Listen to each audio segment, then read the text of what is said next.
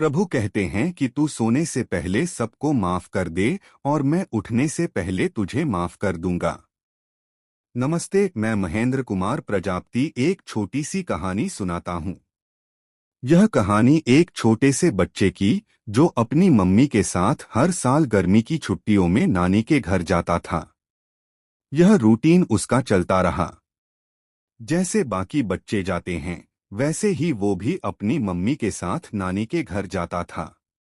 जब वो 10 साल का हुआ, उस साल उसके घर में जो आर्थिक हालत थी वो खराब हो गई। उसके पापा एक किराने की दुकान चलाते थे जिसमें घाटा हो गया। उसकी मम्मी ने निर्णय किया कि वो इस साल नानी के घर नहीं जाएंगी। बच्चा जिद पकड़ के बैठ गया कि नहीं मम्मा, मुझे तो जाना है।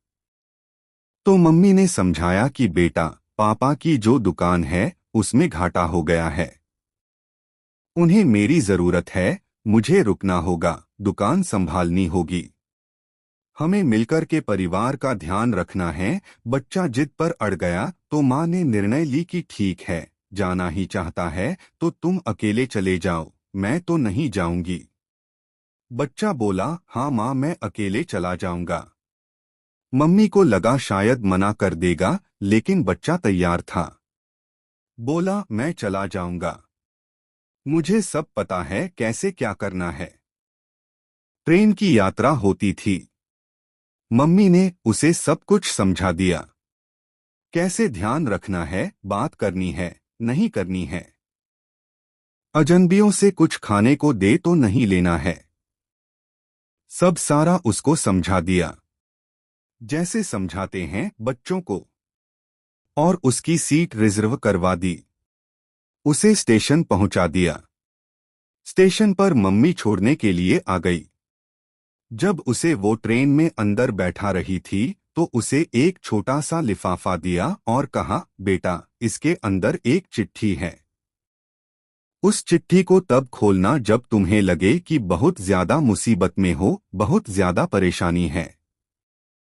तब तक मत खोलना और जरूरत पड़े तो खोलना ही मत।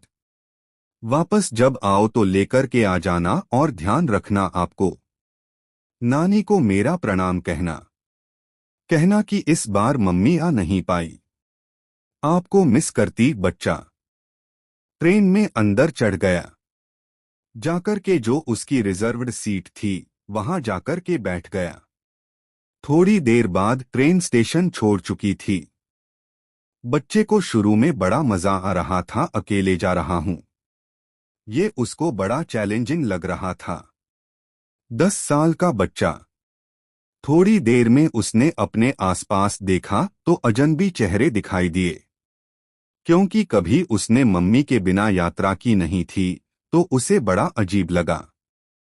10-15 मिनट के अंदर तो उसकी हालत जो थी पतली हुई।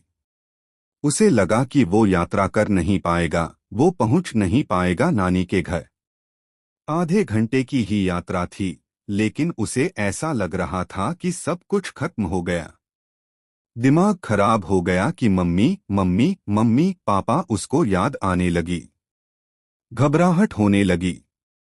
उन अजनबी चेहरा देख करके घबरा गया। तभी उसे याद आया कि मम्मी ने एक लिफाफा दिया है। तो बैग में हाथ डाला, लिफाफा निकाला। उसमें एक चिट्ठी थी।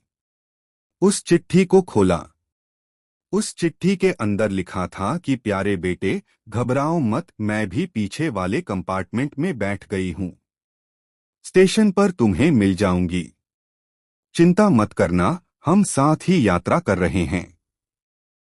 जैसे ही उसने वो चिट्ठी पढ़ा वो रिलैक्स हो गया, बहुत रिलैक्स। उसे ऐसा लगा कि सब कुछ ठीक है।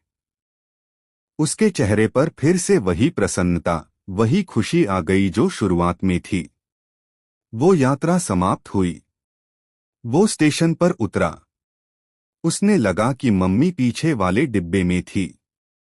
उसके मामा उसे लेने के लिए आए थे। मामा से उसने कहा कि मम्मी पीछे वाले कोच में हैं। मामा ने कहा, नहीं बेटा, वो तो बस तुम्हें साहस देने के लिए उन्होंने चिट्ठी लिखी थी। मम्मी तो वही है, पापा के पास। बहुत छोटी सी कहानी, लेकिन उस बच्चे की और मम्मी की उस चिट्ठी के लिए आपकी, हमारी है। हमें भी वो चिट्ठी दी गई है। जब हम इस धरती पर आए तो हमें चिट्ठी दी गई जिसमें लिखा है कि तुम चिंता मत करो, मैं हर संकट में, हर मुसीबत में, हर परेशानी में तुम्हारे साथ हूं। लेकिन हम कई बार वो चिट्ठी पढ़ना भूल जाते हैं। हम ये रिमाइंड खुद को करा ही नहीं पाते कि वो हमारे साथ ही है।